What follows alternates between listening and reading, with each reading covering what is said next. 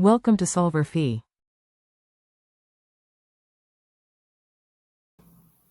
All right, so we're going to improve the bubble sort. So we're doing improved bubble sort, IB, because even when our list is in the correct order, it continues to try to sort them, right? We want to fix that. So given a list here of integers with n greater than or equal to 2, and that's greater than 2 because to make a comparison, you need more than 1, right?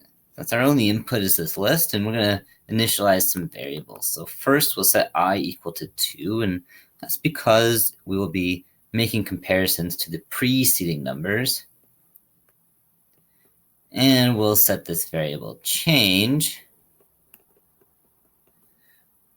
to 0.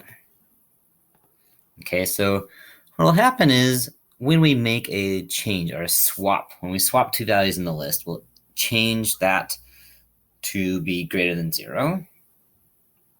And so when it runs through the list, if no swaps are made, it'll stay 0, and that's how we will verify when everything's in the right order.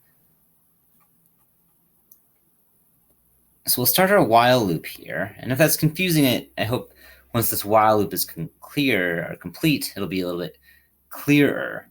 So while I is less than or equal to n, and that's to exhaust the whole list, or the other condition here is that change is equal to 0, right? So either we've gone through the whole list and changes continued to be made, or we were able to stop because it's already in the order is what will end this algorithm. Okay, so we'll start by within the loop setting change equal to 1. Right, so we initialize it at 0 to get into the loop here, and then start right away setting it equal to 1. Then we'll go into the for loop, set j equal to 1 to n minus I. Okay, so we are just making changes essentially up to all the unverified points. If you recall in the bubble sort, it sort of guarantees that the last value, so if you have a list of some numbers, the first swipe through guarantees the last one is correct, the second round through guarantees the second to last one is correct. So that's what's happening here is we're just going up to that point. Okay, so for that, we'll make our comparisons in our list, right? So for if ai is indeed less than the preceding value, I minus 1, then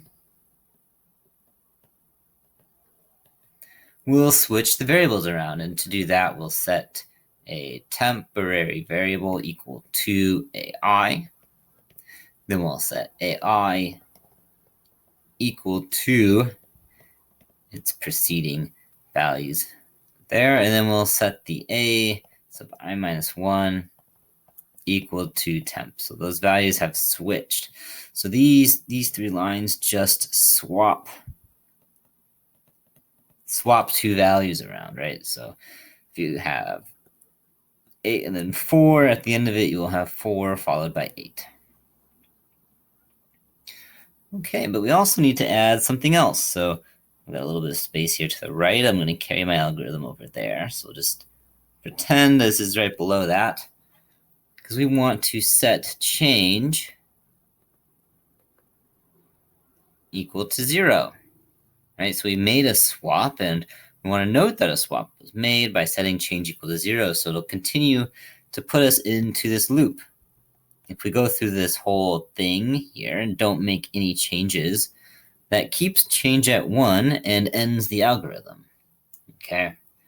And so finally, either the algorithm ends because it's in the right order, or it ends because it's gone through the whole thing and it's in the right order. Either way, we want to return our list, and it will be in a nice sorted order, A1 through AN.